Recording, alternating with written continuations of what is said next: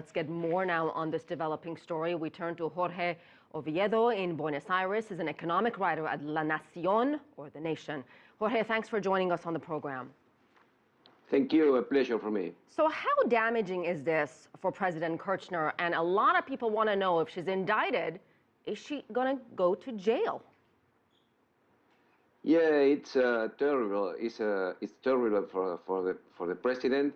She's in the last years of his period, because we're gonna have elections on October, and for she it's impossible to run for re-election. He was re-elected in 2011, so it's impossible to have another period. So Jorge, I guess what I'm trying to get at is, if in fact she's found guilty in this alleged cover-up, is there a possibility she could go to jail? Yeah, that's right. And in that case, she could be the first constitutional president in jail in Argentina. In Argentina only was condemned the dictators on the 70s. He was in jail. Some of them are dead, and one of them was in jail till he died a year ago. But no one of the constitutional presidents were in jail in the past in Argentina. Jorge, how much traction is this story getting in the media? Are people talking about the story? How much support does President Kirchner still have among the population? Well, you know, we have a lot of problems on the economic front. We have a high inflation. We have recessions. We have the employment on the private sector falling, and there's a lot of problems. So there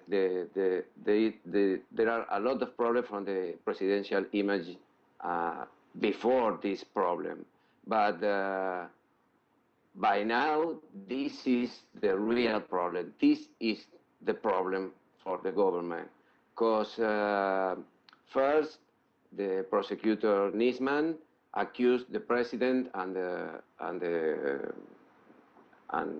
one of the major ministers, the most important secretary, and one day before the deposition in the Congress, he appeared dead.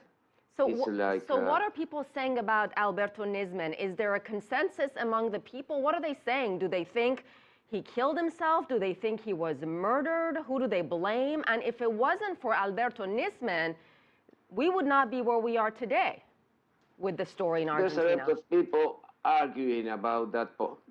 If he committed suicide, some of them think that it's impossible, that he was a brave person and very enthusiastic with his job, and the relatives said that it's impossible. The former wife, his mother, said it's impossible. He's not. He didn't have a personality. You can say, okay, he's gonna commit a suicide maybe one day. It's not. He was not that kind of person.